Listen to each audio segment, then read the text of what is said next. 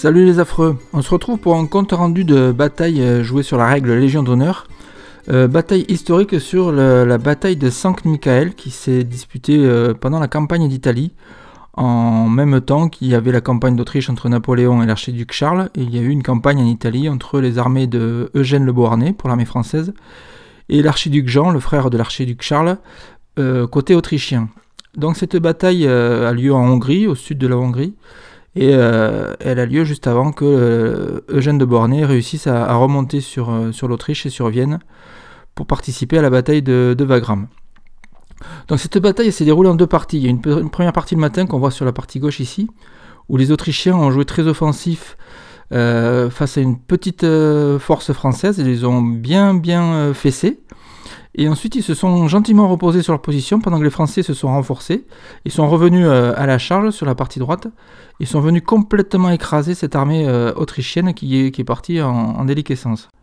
On a donc décidé de jouer cette deuxième partie de la bataille, c'est-à-dire l'après-midi du 25 mai, où les forces françaises reviennent à la charge après avoir pris une petite raclée le matin. Donc voici la table de jeu qu'on a organisée, le plan, avec Sankt-Michael sur la droite, et puis on a coupé juste derrière le village de Brunn sur la gauche. Il y avait le déploiement, les zones de déploiement. Donc les forces en présence, donc on a gardé les listes historiques, donc il y a un énorme écart de force entre les Français et les Autrichiens, hein, puisque les Français sont revenus très renforcés et il y avait quasiment 20 bataillons face à une dizaine de bataillons, à peine une dizaine de bataillons autrichiens. Je ne vais pas vous présenter le budget parce que tout simplement on ne l'a pas calculé, on a voulu jouer vraiment historique et c'est ce qu'on a fait. On a joué vraiment historique, donc vous voyez, il y a à peu près 25 ou presque 25 bataillons français pour 10-12 bataillons autrichiens, avec de la Grenzer, de la Landwehr côté autrichien, et 5 bataillons de légers côté français. Il y a aussi beaucoup plus de cavalerie côté français, puisqu'il y a 2 régiments complets de chasseurs à 4 escadrons, alors que côté autrichien, il y a à peine un escadron de chevaux légers. Donc une énorme disproportion, et on comprend bien que la partie va se jouer attaque-défense, sur cette bataille. Petite particularité maison pour simuler donc les forces françaises qui ont pris quelques dégâts le matin. Pour tous les bataillons qui avaient participé, donc 11 bataillons quand même, et un régiment de chasseurs, on a jeté un D6 pour chaque unité. Et vous voyez ici les résultats qui ont été appliqués immédiatement en tout début de partie. Donc pour votre info, dès qu'il y avait un résultat réduit, et il y en a eu, l'unité était physiquement réduite, c'est-à-dire qu'on enlevait réellement 25% de cette unité sur la table. Voilà, donc il y a eu un peu de tout, il y a eu des fatigues, des réduits, des ordres, et ça a joué pour le début de la partie. On a aussi appliqué un système équivalent pour les armées autrichiennes, avec moins de dégâts, donc c'était 1-2 fatigues, 3-4, 2 fatigues et 5-6 un désordre, donc il y a eu quelques unités, notamment les 3 bataillons de Grenzer qui étaient impactés par ça. Et aussi au centre de la table, vous avez vu peut-être qu'il y avait un petit village, Sankt-Walburg, pardon, et il fallait déterminer dans quel état était ce village. Donc 1, 2, 3 il était en feu, 4, 5, 6 c'était en ruine. Et je crois qu'on a fait 5 sur le G2D. Donc les maisons étaient en ruine, même si vous allez voir des cotons simulant du feu, c'était une maison en ruine. On se retrouve tout de suite pour le déploiement, avec sur la gauche ici des régiments à 1 bataillon. Donc des régiments à 30 figurines, principalement pour l'Autrichien, sauf 1 à 20 figurines qu'on vient de voir. Et ensuite, moi qui joue autrichien avec Eric et Fred, on s'est cantonné à mettre les troupes dans des villages. Ici, vous voyez les bataillons de Grenzer qu'on avait déployés en tirailleurs à l'extrême de notre déploiement, de notre zone de déploiement, pour ralentir au maximum le français, qui allait forcément être très offensif sur cette partie. Ensuite, on s'est cantonné à mettre des unités dans les maisons, hein, pour bloquer les villages, pour simuler la prise des villages. Et il y avait, j'ai oublié de vous dire, il y avait 3 objectifs sur cette partie, donc 4 objectifs, pardon. Il y avait 3 ponts à prendre, plus la sortie côté autrichienne sur une route qui était à prendre pour les Français. Donc les objectifs ont été plutôt, on va dire, secondaires dans cette partie. On s'est plus amusé à faire des charges et à se taper sur la tête qu'à viser les objectifs. Même si vous allez voir en fin de partie, ça a compté. Donc vous voyez les Grenzer, les 3 bataillons de Grenzer qui occupent une grande place et qui bloquent tout le front autrichien. L'artillerie qui est en place, l'artillerie de 3 pour l'Autrichien, à peine une seule batterie d'artillerie de 3 qui était en place sur une colline. Et sur l'extrême droite, on a placé un bataillon de Landwehr avec l'escadron de chevaux légers, tout simple, qui venait bloquer un peu la droite. Donc vous voyez, le principal déploiement était sur la droite française ou la gauche autrichienne. Et ici, On voit toutes les forces françaises. Alors vous voyez tous les jetons rouges là sur les bataillons, ça signifie que l'unité est réduite, parce qu'on n'avait pas assez de pions réduits tout simplement. Et donc vous voyez l'énorme force française avec la batterie ici, une batterie de 6 livres avec un obusier de 5,5 qui était en place et qui avait en ligne de mire des bataillons adverses, vous avez vu. Ici des brigades françaises avec du léger, de la ligne, ça c'était du léger que vous voyez ici à l'écran. Les bataillons légers, vous voyez un bataillon réduit, bien réduit d'ailleurs celui-là. Et les autres qui sont fatigués, certains qui sont en désordre. Voilà, donc tout ça c'est un impact pour mettre en mouvement tout ça en début de partie, bien évidemment. On voit ici le village dont je vous ai parlé, avec les maisons sont en ruine et pas en feu. Et sur la gauche, c'était Maxime qui jouait sur la gauche, qui avait mis ses bataillons en colonne de marche pour pouvoir avancer beaucoup plus vite. Et c'était assez intelligent de sa part, parce que ça lui permet de faire pas mal de virages à droite à gauche sans être pénalisé. Et on peut avancer assez rapidement et s'approcher très rapidement des lignes adverses. Voilà ici les belles lignes de Grenzer. Alors ça c'est pas des Grenzer, on n'avait pas assez de figurines, on a pris du Wurtembergeois pour simuler. Et les deux autres bataillons que vous voyez ici, le premier et le deuxième, sont bien des Grenzer de chez Perry d'ailleurs, soit en passant. Et donc tous ces bataillons à 24 figurines sont tous en tirailleurs pour bloquer les lignes de vue et pour bloquer l'avancée des Français.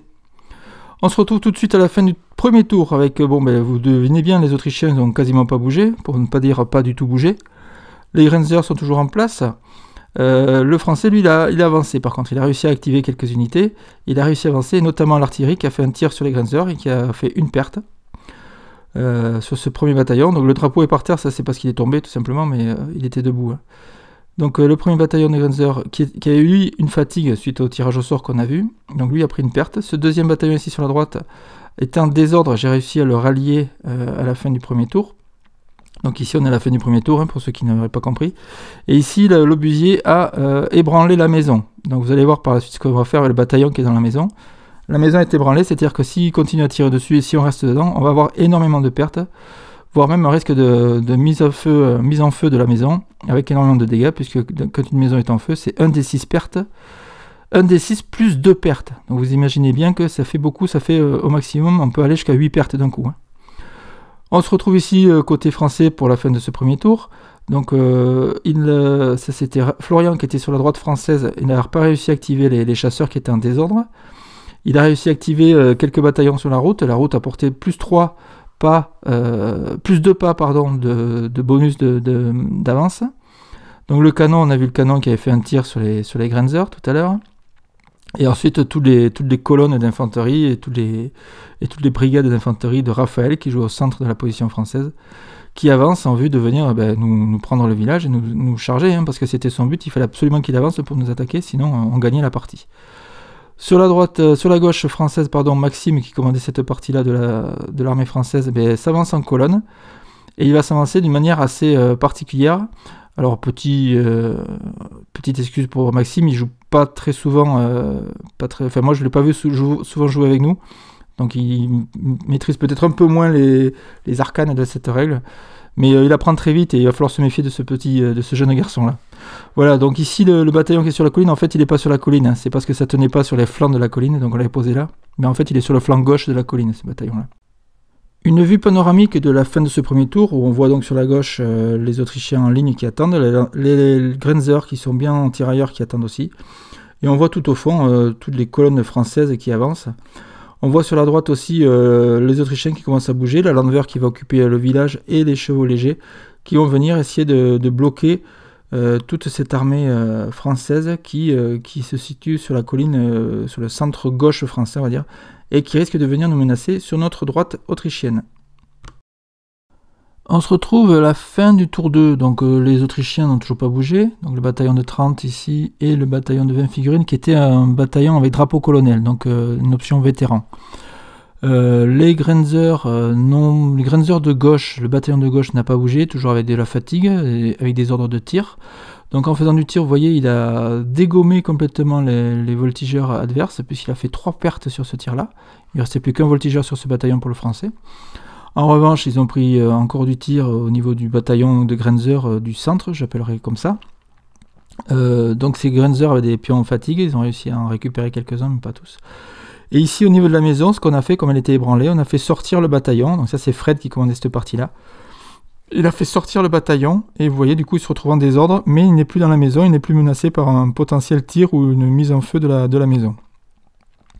Le reste des Grenzer est toujours en place, et ici, on voit une belle colonne. Alors, la colonne, en fait, elle est plus bas sur la colline, elle est au niveau des pions bleus, et elle est complètement de flanc. Ça, c'est Maxime qui avait fait cette manœuvre-là, un peu particulière, et elle va être fortement menacée par l'artillerie française, l'artillerie de 3, même si c'est que du 3.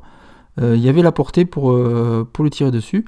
Et donc vous allez voir que voilà, il va prendre un beau tir de flanc dans les minutes qui vont suivre. Et ça va mettre un peu le bazar dans son organisation. Côté gauche français, donc toujours les unités sur la colline. Côté droit autrichien, on voit les chevaux légers, donc ici qui se sont avancés dans le village, qui vont essayer de tenir le pont, qui était un des objectifs. Et donc on se retrouve ici côté français, donc sur l'aile gauche, avec les colonnes en colonne de marche française de Maxime. Ici le régiment de chasseurs qui est assez menaçant, qui s'avance et qui devient très menaçant. Vous allez voir plus tard comment ça va se passer. Donc les très beaux chasseurs de Raphaël, ce sont des figurines de Raphaël, tout ça, la plupart, et des figurines d'Eric, chez qui on jouait. Eric qui jouait autrichien avec nous, qui jouait l'aile droite autrichienne. Ici donc on voit la colonne donc, qui en fait est beaucoup plus bas, la colonne de marche, mais qui est menacée par ce tir de flanc. Et ici on continue de voir tous les belles brigades françaises qui s'avancent avec les voltigeurs détachés à l'avant pour venir protéger les bataillons mères derrière. Donc c'est une formation qu'il faut savoir jouer quand on joue français, c'est quasiment comme ça qu'il faut la jouer systématiquement. On peut aussi détacher les voltigeurs, mais là ça aurait fait beaucoup de cartes. Pour votre info, côté français, il y avait 13 cartes de jeu, sachant qu'il n'y avait aucune unité de voltigeurs constituée, face aux Autrichiens qui avaient, eux, 8 cartes. Voilà. Donc ça fait beaucoup d'activations, mais bon, quand on commence à maîtriser la règle, ça va vite, les activations. Et surtout que là, en plus, en début de partie, beaucoup d'unités étaient en désordre, n'ont pas pu être activées, donc ça allait encore plus vite. Donc ici, on voit les chasseurs, le 2e régiment de chasseurs qui est sur la droite, commandé par Florian, qui eux n'ont toujours pas pu être activés parce qu'ils étaient en désordre. Et le reste par contre a pu être activé, la plupart des unités ont pu être activées, et on voit ici la belle table qui faisait plus de 3 mètres de large sur quasiment 2 mètres, enfin 3 mètres de long sur quasiment 2 mètres de large. On se retrouve sur une vue panoramique où on voit un peu l'évolution. On voit l'artillerie autrichienne qui est en face donc, de cette belle colonne de marche sur la colline. On voit les Grenzer qui sont toujours en place pour l'instant. Et on voit un peu sur le centre droit de cette vue le régiment de chasseurs français à cheval qui va constituer une sacrée menace pour l'Autrichien. Et ensuite on voit sur la droite toujours l'Autrichien qui vient se mettre en place tranquillement dans le village pour essayer de verrouiller ou de contrer ou de menacer le flanc gauche français. Fin du tour 3. On voit ici un bataillon autrichien qui est en carré, vous allez comprendre pourquoi un peu plus tard. On voit ici donc toujours les bataillons qui occupent le village, les Grenzer toujours en tirailleurs avec quelques pertes, qui continuent leur tir et qui, sans efficacité, je n'ai pas réussi à détruire le dernier voltigeur français. Le bataillon de Grenzer du centre, on le voit ici, il est en fuite. Il est en fuite mais il a été rallié. On a eu pas mal de chance au dé pour les ralliements des unités en fuite côté autrichien, vous allez voir ça tout au long de ce compte rendu. Pourquoi il est en fuite? Tout simplement parce qu'ici sur la droite de ce bataillon, il y avait un dernier bataillon de Grenzer qui vous voyez ici aussi est en fuite et qui s'est retrouvé en fuite tout naturellement parce que Maxime a envoyé à la charge son régiment de chasseurs à cheval que vous voyez ici sur la droite. Et donc vous savez que toute unité anti-tirailleurs chargée doit fuir automatiquement. Donc les Grenzer sont partis en fuite. Ils ont fait tester le 2e bataillon de Grenzer qu'on a vu tout à l'heure, qui lui a réussi à être rallié.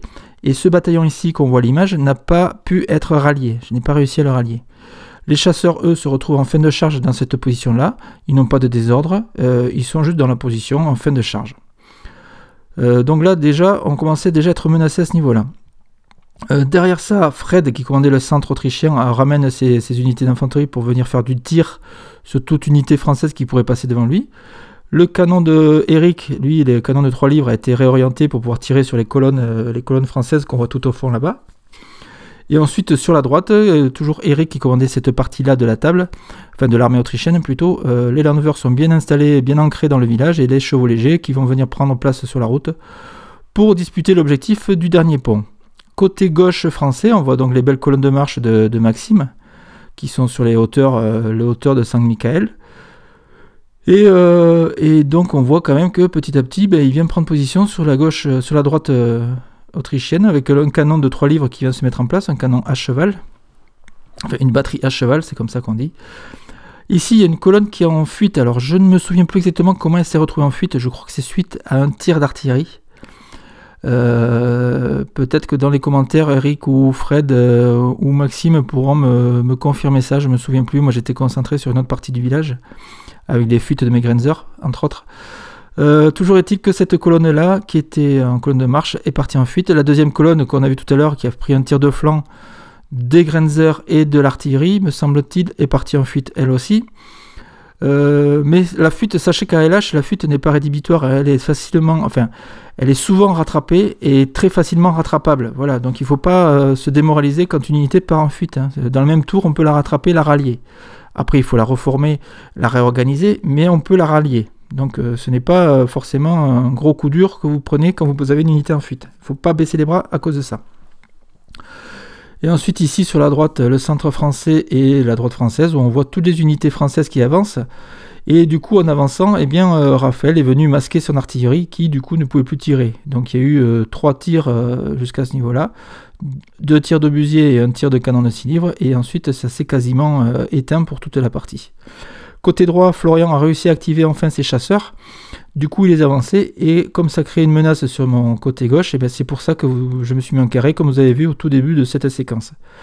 Voilà, et ici enfin, on voit donc on voit les lignes de Grenzer qui vont devoir encaisser le choc, parce qu'en face, ça avance.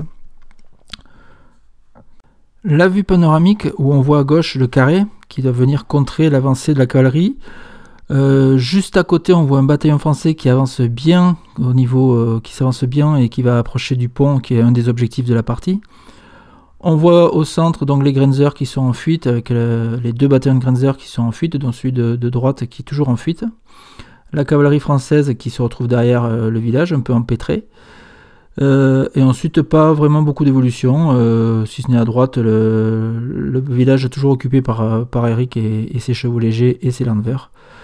Et les colonnes françaises qui sont en fuite, en partie en fuite, sur la gauche française.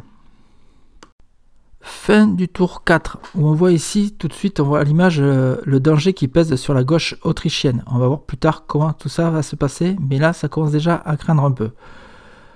On va voir un petit peu plus vers le centre. Donc le dernier bataillon de Grenzer qui était encore en place part en fuite aussi, suite à des tirs subis. Je crois qu'il y a eu une charge. Je ne sais plus ce qui s'est passé exactement au centre. Bref, toujours est-il qu'il est parti en fuite.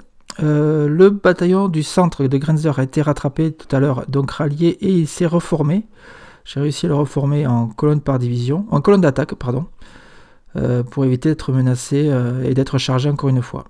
Le dernier bataillon de Grenzer a réussi à être rattrapé sur ce tour-là, donc je vais pouvoir le reformer, essayer de le reformer au début du tour suivant. L'infanterie autrichienne se met en place. Les chasseurs, eux, se sont réorientés. Et donc, il y a encore une menace à ce niveau-là. Il va falloir que je m'organise très vite pour contrer cette menace. Un peu plus haut, côté français, ça se réorganise. L'artillerie autrichienne, elle a fait tous ses tirs. Donc, la seule chose qu'elle puisse faire pour le prochain tour, ça sera se reformer. Et essayer de reconstituer ses stocks de boulets. Et sur la droite autrichienne, les chevaux légers se mettent en place sur la route. Et l'objectif maintenant, c'est de contrer l'avancée française sur notre droite, donc sur la gauche française.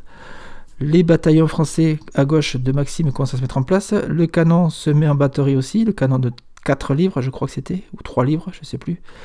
Donc là, il y a aussi des menaces qui se mettent en place côté français pour l'Autrichien. Donc ici, on a vu le régiment de chasseurs qui va menacer. Et on voit un peu plus en arrière les colonnes françaises qui se réorganisent, qui se mettent en formation d'attaque. À part ce bataillon ici, qui était toujours en colonne de marche, qui a fui, qui a échoué sur son test, je crois, qui continuait sa fuite. Donc qui était là au niveau du doigt, vous voyez, de Maxime, et qui part en fuite sur sa colline. Au niveau du centre, Raphaël a décidément et fortement avancé ses troupes en vue d'une charge d'attaque pour prendre le village. Donc il a vraiment avancé, il se met en colonne par division pour préparer ses attaques. Ses tirailleurs font du tir et me font pas mal de dégâts quand même malgré tout.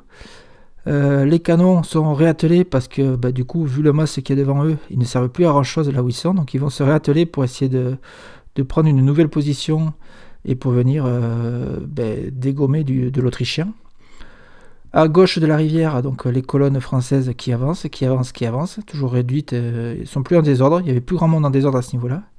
Et ici, donc, on voit bien la menace de la cavalerie, mais pas que de la cavalerie. Il y a aussi le bataillon français, qui malgré qu'il soit réduit, vient menacer. Là où les Français ont très bien joué, c'était sur leur ligne de commandement. Ils n'ont jamais été embêtés pour avoir les bonus avec leurs généraux, leurs colonels et ainsi de suite. Et on voit ici la table, la très belle table. On retrouve la vue panoramique où on voit donc la menace sur la gauche autrichienne, forte menace. Vous allez voir dans le tour suivant comment ça va se passer. On voit le centre autrichien qui commence petit à petit à partir en cacahuète, à se déliter face à l'avancée très forte des forces françaises, de l'infanterie française. La cavalerie de Maxime, les chasseurs, qui eux se sont bien réorganisés, bien reformés et qui vont venir menacer ce centre autrichien aussi. Et ensuite, la droite autrichienne qui, comme tout le reste de la partie, se met en place. On se retrouve au tour 5, tour déterminant, où beaucoup de choses vont se passer. Première chose, ici sur la gauche autrichienne, il y a un combat. Donc il y a la cavalerie qui a chargé sur le bataillon qui était en ligne. Et dans un deuxième temps, il y a l'infanterie qui a chargé aussi. Suite à ce résultat, vous voyez que la cavalerie a fait pas mal de dégâts. Rien sur l'impact, par contre beaucoup de dégâts sur le combat à proprement parler. L'infanterie a fait des dégâts aussi, mais j'ai réussi à en faire aussi. Il y a quasiment un match nul sur l'infanterie, je crois. Mais sur la totalité, on compte le nombre de pertes totales. Et du coup, le bataillon autrichien doit partir en fuite. Une petite question sur ce bataillon, ça sera pour Jérôme. C'est un bataillon autrichien drapeau colonel, c'est-à-dire qu'il a une option vétéran. Et la question qu'on s'est posée, est-ce que le plus 1 dé qu'on doit rajouter au combat, est-ce qu'il est à rajouter sur l'ensemble des combats, c'est-à-dire une seule fois, ou sur chaque combat, c'est-à-dire 2 fois, une fois sur la cavalerie, une fois sur l'infanterie. Nous, on l'a compté qu'une seule fois, mais ça sera peut-être clarifié pour les prochains combats. Donc ici, le bataillon autrichien part en fuite. Donc on voit la position après le combat, avec la cavalerie qui a poursuivi, qui a rattrapé le bataillon qui était en fuite, le bataillon autrichien, donc le bataillon est éliminé. La cavalerie et le bataillon français se retrouvent en désordre, avec un carré sur le côté. Un peu plus au centre, il y a eu à nouveau un combat. Ici, on a un bataillon français qui est venu charger le bataillon qui était sorti de la maison au premier tour, je ne sais pas si vous vous souvenez. Il est venu le charger. Donc le résultat, c'est qu'on n'avait pas d'ordre de réception de charge sur ce bataillon. On n'a eu que des ordres de tir, vous les voyez derrière. Et du coup, le bataillon français a tapé de plein fer ce bataillon autrichien. Il y a fait 9 pertes, je crois, sur le combat. Là, on ne les voit pas, les pertes, mais je crois que c'était 8 ou 9 pertes. Très très gros résultat de dés, malgré qu'il soit réduit et fatigué. Ah non, il avait des fatigues qu'il a fait sauter, c'était un bataillon de léger. Donc il n'était pas fatigué, mais il était réduit. Malgré ça, il a réussi à nous faire beaucoup de pertes. Et du coup, le bataillon autrichien, lui, part en fuite. Alors le problème de cette fuite, c'est que derrière, il y a la rivière. Il faut qu'il parte en fuite, comme vous voyez, vers la flèche sur la gauche de l'écran. Ça va entraîner pas mal de problèmes pour la suite pour l'Autrichien. Donc on va voir ici le résultat. Donc le bataillon autrichien part en fuite. Le bataillon français le poursuit, mais ne le rattrape pas. Donc tout ce petit monde est en désordre, avec un double désordre pour l'Autrichien. Et ensuite, on va arriver un peu plus sur la droite du centre, là, on va dire, et avec un nouveau combat, un troisième combat dans le même tour, très beau tour, où c'est la cavalerie, les chasseurs à cheval qu'on a vu tout à l'heure, je ne sais pas si vous vous souvenez, qui sont venus charger les Grenzer qui avaient réussi à se reformer en colonne par division. Donc pas de dégâts sur l'impact, par contre sur le combat à proprement parler, il y a eu 1, 2, 3, 4, 5, 6 pertes. 6 pertes pour le Grenzer. Donc beaucoup de pertes quand on compte ensuite les malus d'étendard, de charge, etc., etc. Le test de morale de psy qui s'ensuit, donc il est à -7, il fallait faire un double 1, parce que sur un double 1 c'est une réussite obligatoire. À part faire le double 1, on ne pouvait pas rattraper la fuite, donc bien sûr j'ai pas fait un double 1, pas loin mais je ne l'ai pas fait. Et donc le bataillon de Grenzer part en fuite suite à ce combat. Donc là c'est pareil, il ne peut pas partir en fuite à travers la rivière, elle était infranchissable. Donc il va devoir longer la rivière. On va voir par la suite comment ça va se passer. Donc on se retrouve un peu plus au centre, et donc en partant en fuite, eh bien, le bataillon de Grenzer qui avait perdu le combat est venu percuté le deuxième bataillon de Grenzer, celui qui était au centre. Il est entraîné dans la fuite aussi. On a réussi à rattraper toutes ces fuites dans ce tour-là. Il y avait 3 unités en fuite, donc il y avait les 2 bataillons de Grenzer, plus un bataillon de ligne qui était sorti aussi dans le village, et donc on a rattrapé tout ça. Et on a eu beaucoup de chance pour ces ralliements. Ici sur la droite, il n'y a pas eu de grands changements, si ce n'est que la cavalerie se met en position pour venir traverser le pont. Et on voit ici, donc on se retrouve du côté français, sur la gauche française, avec des bataillons qui sont mis en formation pour attaquer. Le canon qui va être prêt à tirer. Donc là, il y a une sacrée menace pour l'Autrichien, il va falloir qu'il fasse quelque chose. Et on a un bataillon français ici qui vient prendre place sur la route avec les voltigeurs qui sont déjà sur la route. Et vous allez voir par la suite comment ça va se passer. Le régiment de chasseurs a fait une retraite en bon ordre, donc il se retrouve dans cette position-là, suite au combat contre les Grenzer. Ici, la colonne continue sa fuite. Elle part en fuite entre les 2 collines, là, donc elle n'a pas réussi à être rattrapée, elle continue sa fuite. Et derrière, les bataillons français qui se mettent en place, les bataillons qui sont ici réduits. Celui-là n'a pas vraiment été activé, il a mis beaucoup de temps pour être activé. Et tout le reste, ça avance, ça avance, ça avance. C'est une vague inexorable qui va venir déferler sur les forces autrichiennes et qui résiste tant bien que mal malgré tout. Hein, au bout de 5 tours, on est au 5e tour ici, fin du 5e tour. Mais ça déroule côté français et les Autrichiens, ils résistent tant qu'ils peuvent. Voilà. Donc on a vu sur la droite la charge.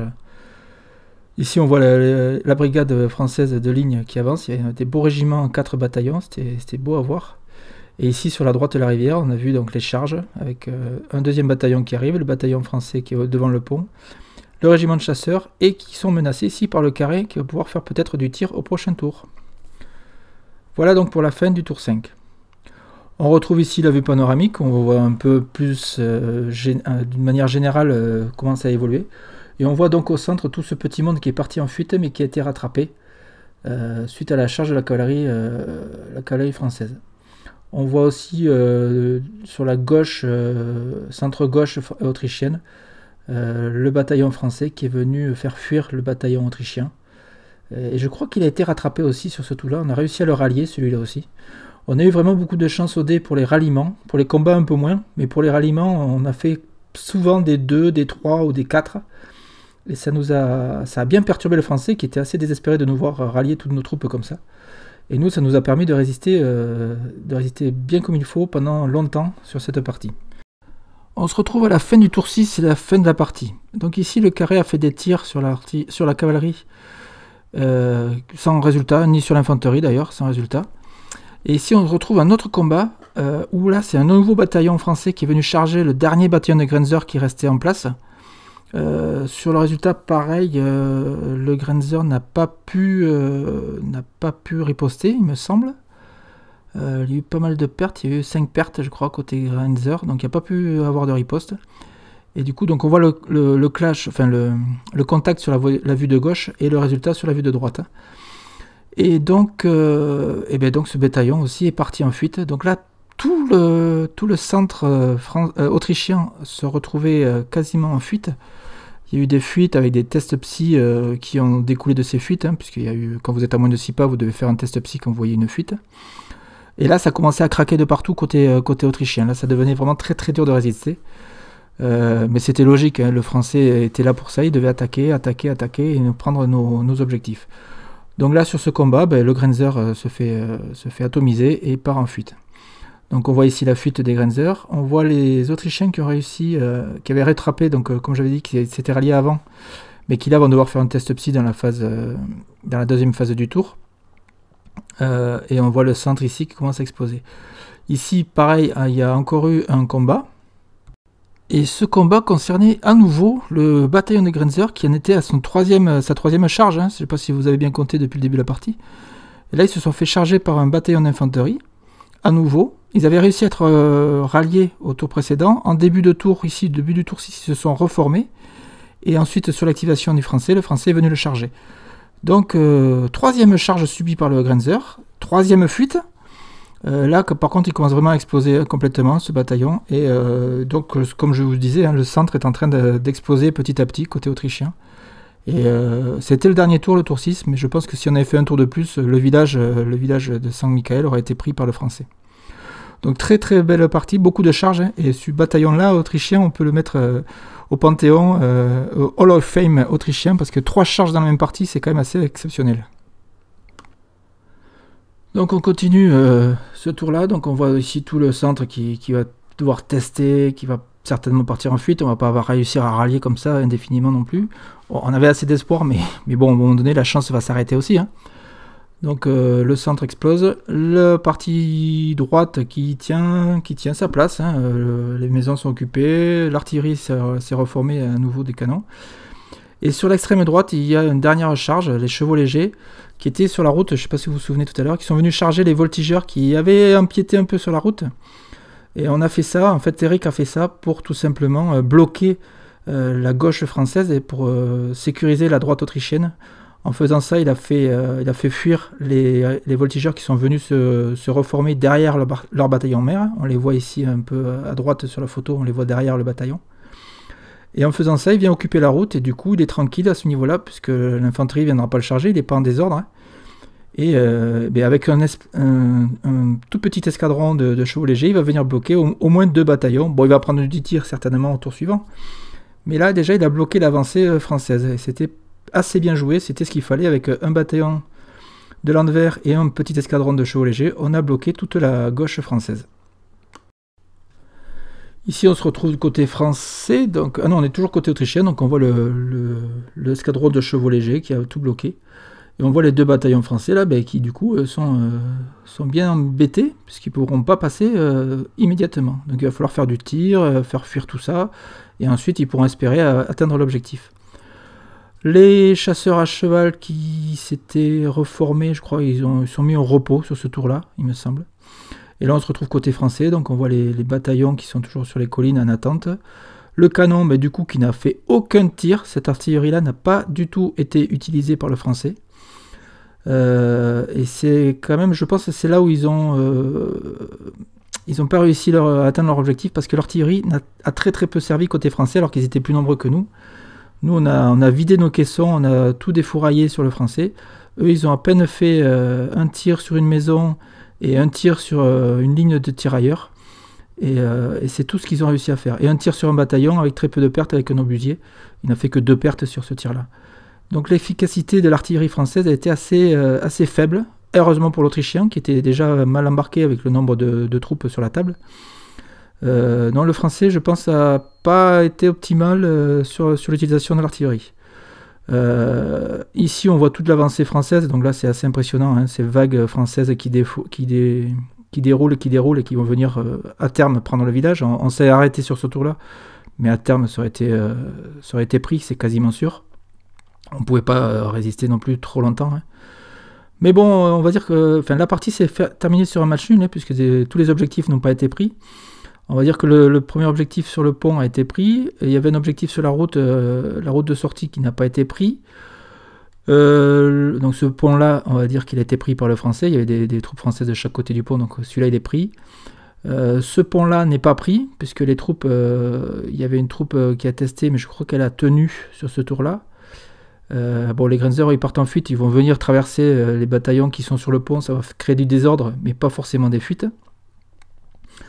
Et ensuite, donc ce pont-là n'a pas été pris, et le dernier pont qui était sur l'extrême droite, où il y avait les chevaux légers qu'on a vu tout à l'heure, mais il n'a pas été pris non plus. Donc dans l'ensemble, avec les nombres de pertes subies par l'Autrichien, on a estimé que c'était un match nul.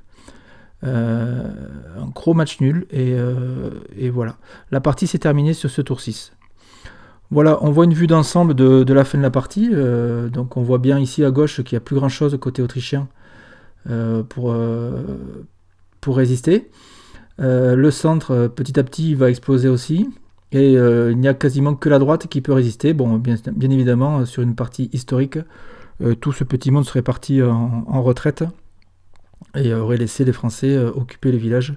C'est ce qui s'est passé dans la réalité, hein. Historiquement, c'est ce qui s'est passé. Les Français ont dégommé toute l'Autriche, toute l'armée autrichienne. Pour info, je crois qu'ils étaient 8000 au départ de la bataille.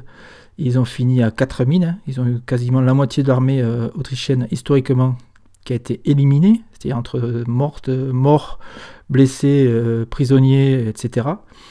Et ça a été une catastrophe côté autrichien, cette bataille-là, pardon. Nous, côté au niveau de la partie, ça a été bien parce qu'on a bien résisté. Et donc, on a fini sur un match nul. Petite revue d'effectifs des voltigeurs occitans. Donc à droite, c'est Eric, chez qui on a joué, qui commandait l'aile droite autrichienne. Au centre, c'était Fred, qui commandait le centre autrichien. Et à gauche, le beau gosse en rouge, c'est ma pomme, qui commandait donc l'aile gauche autrichienne. Donc ça, c'était pour l'armée autrichienne. Côté français, donc sur la gauche, vous avez Maxime qui commandait l'aile gauche française, avec sa belle colonne qui a été prise avec un beau tir de flanc. Au centre, Raphaël qui commandait le centre français et dont c'était l'anniversaire, donc bon anniversaire Raphaël pour tes 22 ans. Et à droite sur la photo, c'est Florian qui commandait lui l'aile droite française, qui est venu me charger avec ses chasseurs et son bataillon sur ma belle ligne autrichienne. Voilà, tout ce beau petit monde constitue les voltigeurs occitans. Et on s'est éclaté, on s'est vraiment éclaté sur cette partie historique. Malgré l'écart de force en présence, c'était un pied total, une très belle table, des très belles figurines et un bon esprit général. Voilà, j'espère que cette vidéo vous a plu.